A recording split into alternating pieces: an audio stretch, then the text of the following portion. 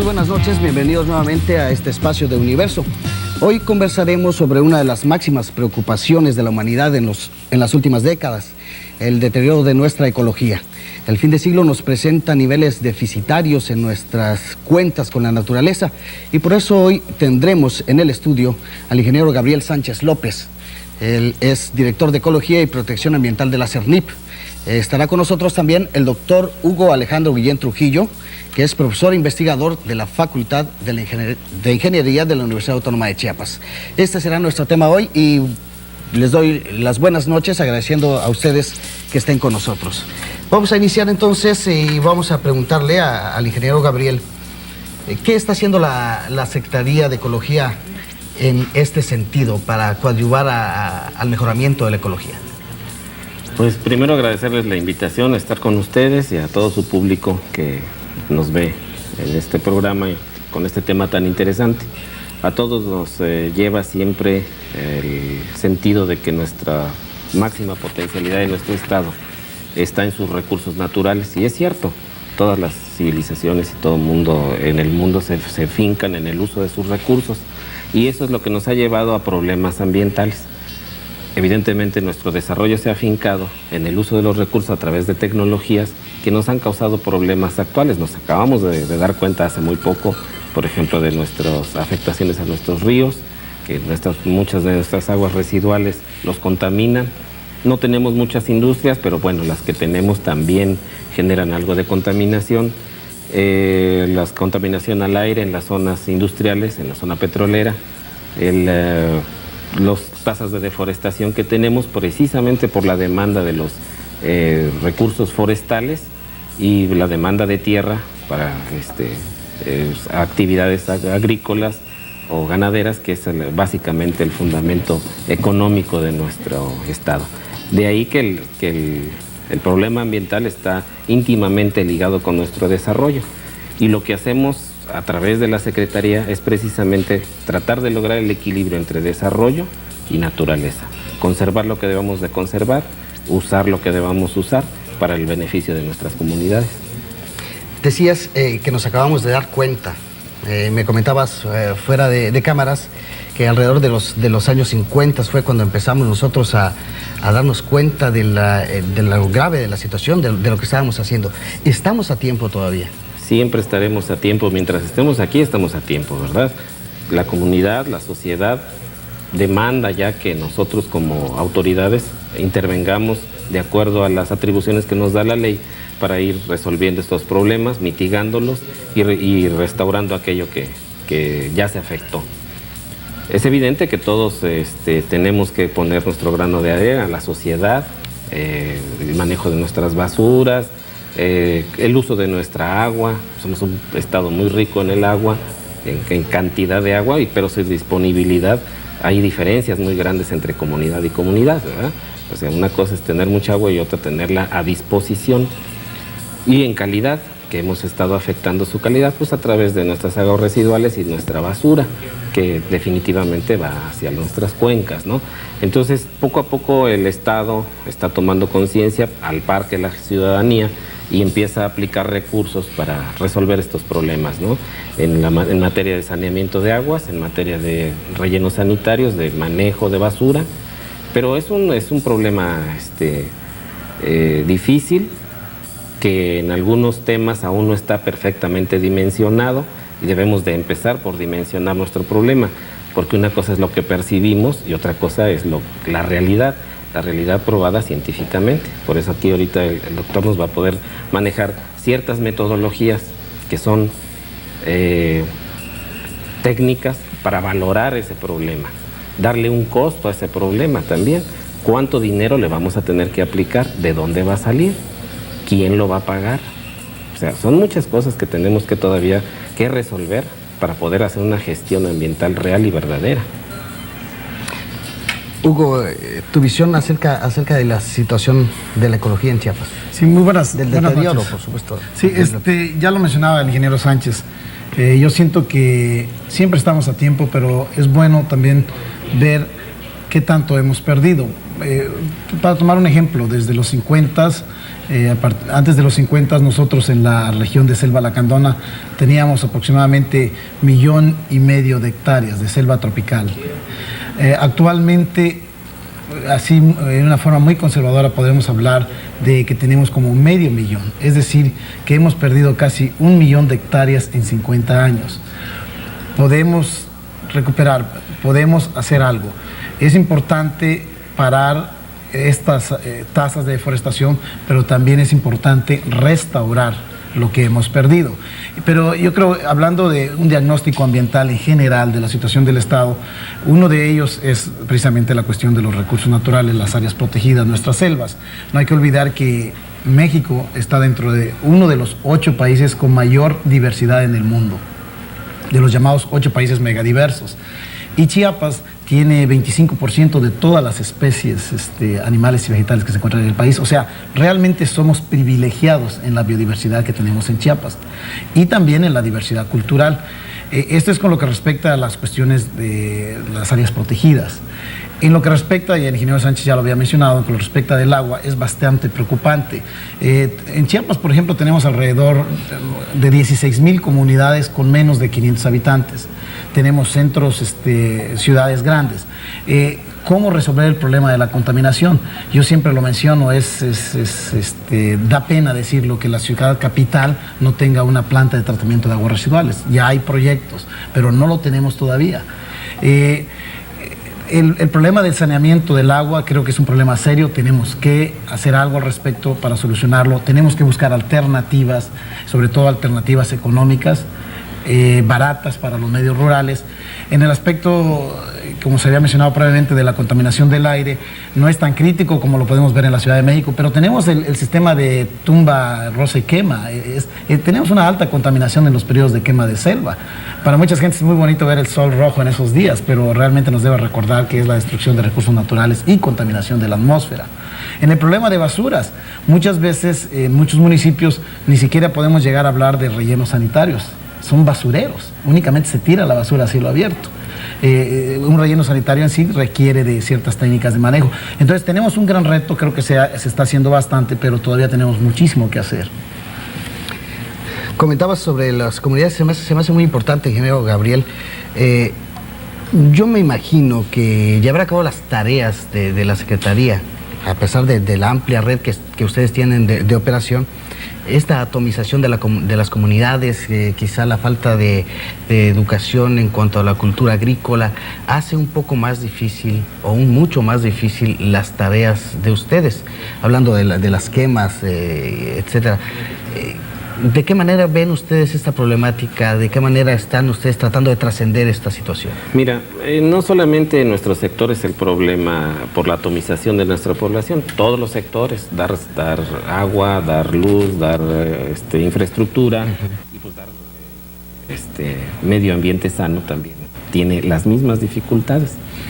Evidentemente nosotros a esas como pequeñas comunidades rurales viven directamente de los recursos que tienen a su alcance y por eso están dispersas, precisamente por eso, porque se allegan hacia los lugares en donde tienen un suelo, donde podrán sembrar, aprovechar los recursos maderables que hay por ahí para sus fuentes energéticas y vamos.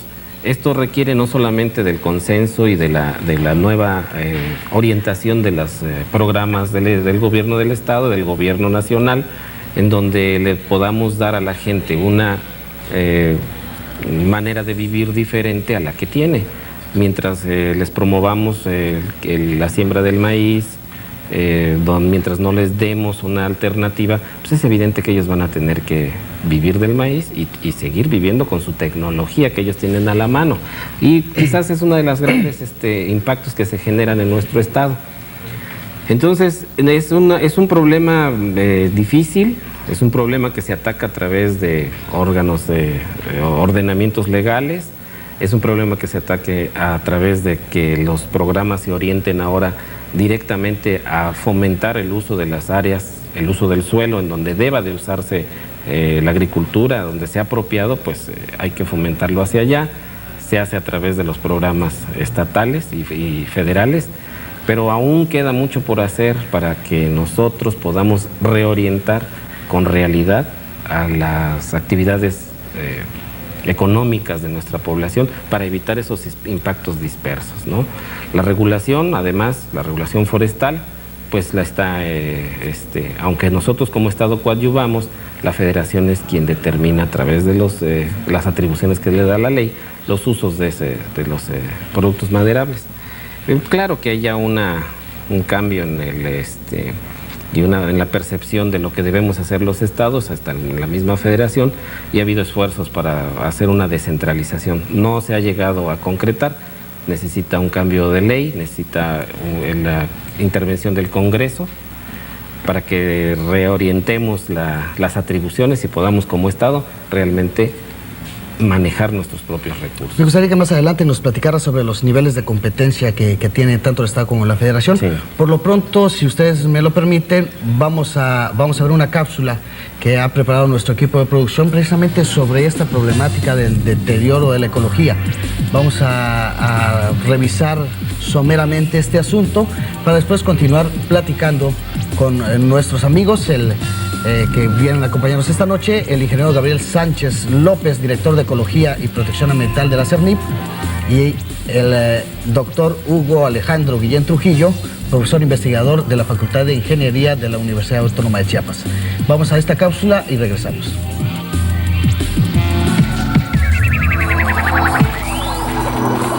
El siglo XX se ha distinguido, de entre otras muchas cosas, por el adelanto científico y tecnológico que ha llegado la humanidad.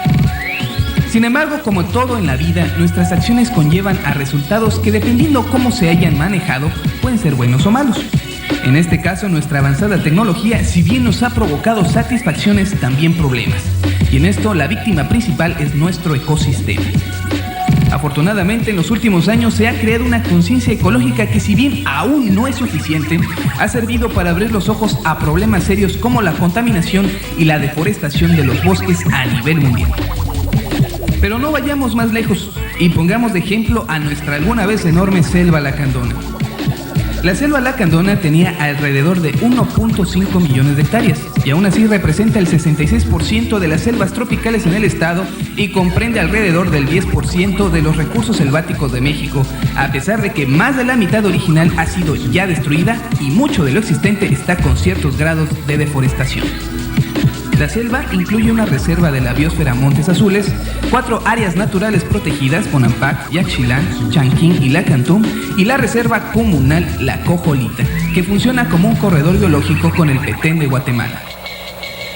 La deforestación en nuestra selva lacandona ha sido dramáticamente alarmante y la tasa se ha incrementado en los últimos 30 años. De sus 1.5 millones de hectáreas, la mayoría como selva tropical húmeda ha quedado con solo 1/3 en la actualidad. Y de eso, un 18% se encuentra ya afectada. Además de la deforestación, petróleo hallado en su subsuelo amenaza la conservación de lo que queda de la selva. La extracción de petróleo puede causar serios problemas de contaminación y daños a los ecosistemas de no realizarse apropiadamente. Pero además de esto, causas inminentes de la destrucción de la selva son también las altas tasas de crecimiento de población de la región en los últimos 40 años, la explotación de sus recursos naturales, problemas en la tenencia de la tierra y la marginación social en la que viven la mayoría de sus habitantes. Este es apenas un ejemplo grave de deterioro ambiental que atañe a nuestro estado y a nuestro país. Pero hay otros rollotes como la contaminación del aire, del agua o la basura que se hacen presentes en nuestro estado gracias a la inconsciencia tanto de nuestra sociedad y ciertas autoridades. Que esto sirva de pequeña reflexión y pensemos que de seguir así no habrá cambio, porque no habrá ningún mañana.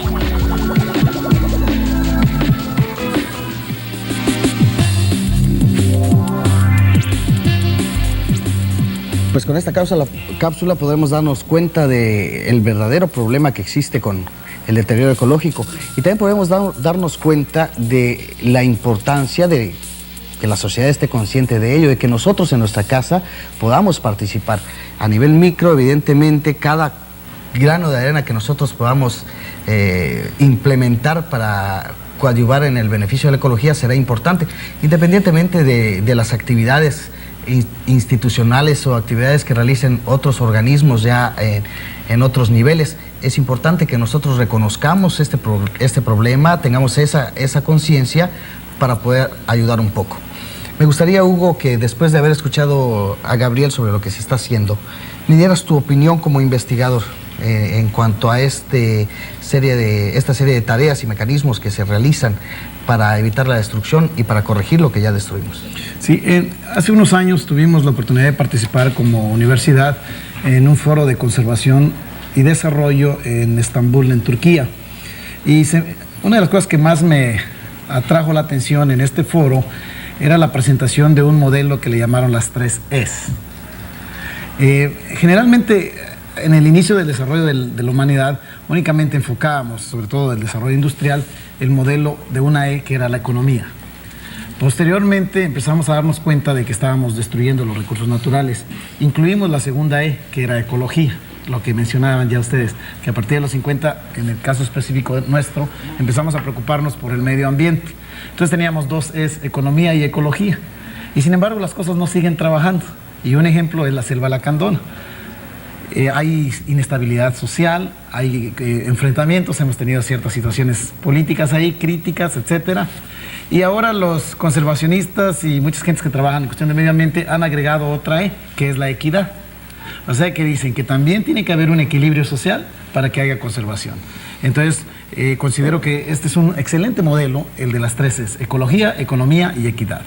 Por otro lado, todos los instrumentos que tenemos también para evaluación, pues también deben cumplir su papel. En el caso concreto de las manifestaciones de impacto ambiental, realmente pues no deben ser completamente burocráticas, pero también deben tener como finalidad principal la conservación del medio ambiente, no únicamente como un mero instrumento burocrático. Y otra cosa es también la voluntad, tanto de los gobiernos como nuestros, de participar en el cambio ecológico y en la conciencia ambiental. Por ejemplo, escuchaba en las noticias ayer de que 1 de cada 1,000 pesos del presupuesto nacional se invierten en el medio ambiente. Entonces realmente estamos poniendo pocos recursos. A nivel estatal considero de que el compromiso es de todos. Primero tenemos que cambiar a nivel individual, empezar a tener los cambios en casa. Y es en nuestra propia casa, desde empezar a recircular los nutrientes, desde empezar a separar la basura, desde empezar a cambiar nuestra mentalidad del uso del agua. Entonces, el primer cambio yo creo es a nivel individual, luego debemos ir a esferas más amplias.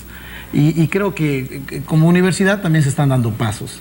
Estamos a nivel de investigadores, formo parte del Consejo Consultivo de Investigación de la UNACH y hemos visto que hay investigadores trabajando en problemáticas de medio ambiente, basura, contaminación, conservación de los recursos naturales. Participamos en proyectos de extensión comunitaria que tienen que ver, por ejemplo, concretamente un proyecto que tenemos en la Facultad de Ingeniería que tiene que ver con letrinas secas, con café orgánico, con estufas mejoradas, bancos de leña, con proyectos integrales. Y estamos trabajando también con programas que tienen que ver con la conservación, como maestrías en hidráulica ambiental, diplomados en impacto ambiental, en valoración ambiental. Bien, me gustaría, Gabriel, que nos comentaras entonces, ya que quedó un poco pendiente el asunto sobre la competencia entre CERNIP y Semarnat. Bueno, esa es una cuestión que nace desde la misma Constitución. La Constitución política de los Estados Unidos mexicanos determina aquellos elementos, aquellas actividades que son propias de la federación y de ahí da las atribuciones a los estados y a los municipios. Nosotros como estado tenemos las atribuciones marcadas como en el sector ambiental en la Ley General del Equilibrio Ecológico y Protección al Ambiente, que es la ley federal, y recibimos y ordenamos, hacemos nuestro ordenamiento que es a través de nuestra Ley de Equilibrio Ecológico y Protección al Ambiente del Estado de Chiapas.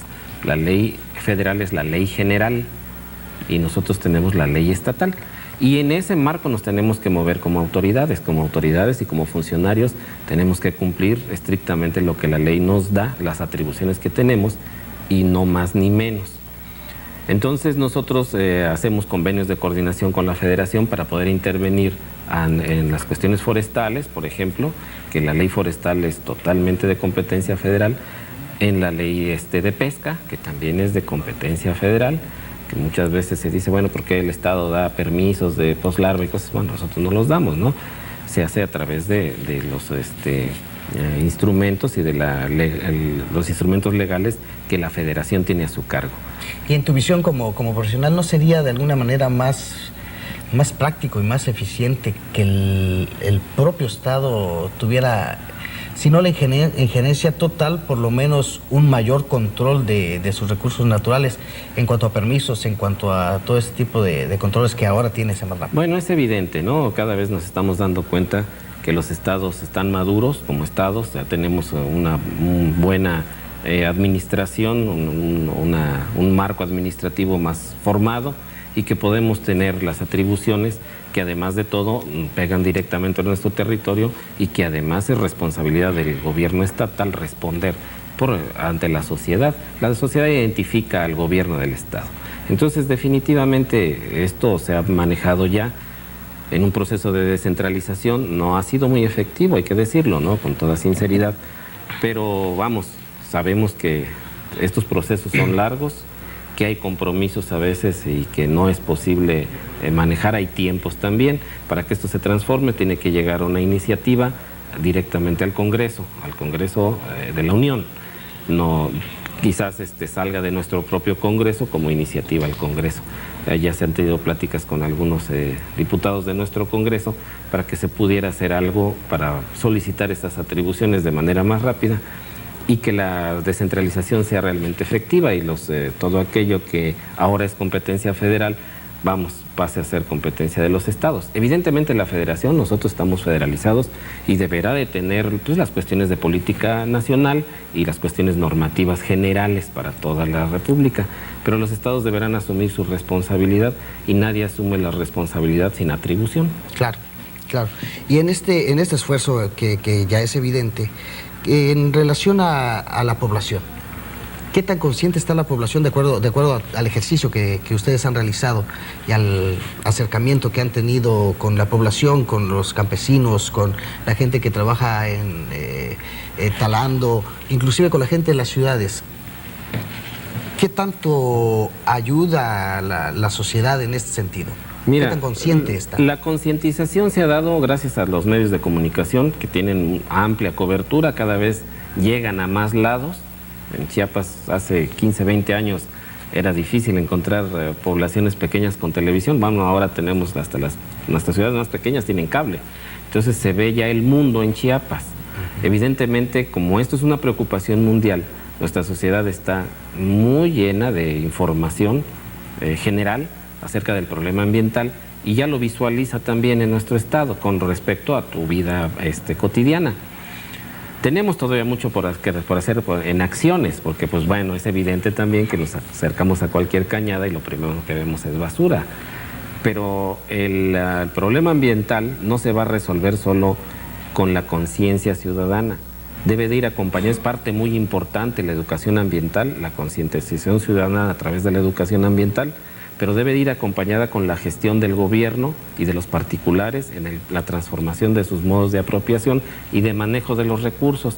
Entonces aquí el problema ha sido quizás una falta de coordinación entre todas esas buenas voluntades, porque yo estoy seguro que prácticamente todos los ciudadanos de Chiapas tienen la mejor voluntad de tener un ambiente sano, pero necesitamos, disponer nuestra basura de manera correcta en nuestra propia casa. Y después de ahí necesitamos un buen sistema de recogida para que ese esfuerzo no se disemine, no se pierda. Porque ¿para qué lo voy a separar si pasan y lo recogen y lo vuelven a tirar en un lugar todo junto? Entonces, es un problema de coordinación y de acciones que todavía no logramos concatenar. Las universidades están empezando a hacer su papel en la educación formal, en donde los profesionales necesarios en cada municipio, en cada ayuntamiento, que tendrá que haber un ingeniero que vea las cuestiones de desarrollo y de obra desde el punto de vista no solamente de su ingeniería, sino también de su actividad propia, sino de qué ocasiona al ambiente, cómo se arma esa ingeniería y cómo se inserta en la protección ambiental que todos queremos tener. Entonces, no es un problema fácil. Si ves, ahorita nos surgen dudas en este mismo instante a nosotros que estamos dentro del sector, ¿sí? Pero estamos caminando. tan estamos caminando que por eso la universidad empieza a hacer sus diplomados de valoración ambiental, de impacto ambiental, el tecnológico de Tuxtla Gutiérrez. O sea, todo el mundo está interesado en realizar un esfuerzo para que de manera conjunta como ciudadanía podamos acceder a un ambiente sano y a un desarrollo además. Así es, y precisamente la universidad tiene esta visión, es una de las visiones en este proyecto académico, incidir un poco, mucho en la problemática de acuerdo a la injerencia que esta puede tener. A mí me gustaría que me abundaras un poco, Hugo, sobre este asunto. La universidad, ¿cómo está participando? ¿Qué está haciendo la universidad para que, en lo que nos decía Gabriel, aportar su granito de arena y decir, bueno, la universidad está preparando gente, está realizando tales actividades? Abundemos sobre eso. Sí, creo que lo importante primero es capacitar a tu personal, y creo que la universidad está tomando ese paso. Hay que darle la oportunidad a los profesores, a las gentes que están dentro de la universidad, a que se capaciten. Y eso da la oportunidad de ir y conocer otros ambientes. No quiere decir que técnicas de saneamiento ambiental de otros lugares sean las apropiadas de acá, pero podemos retomar ciertas tecnologías de otros lugares y aplicarlas acá.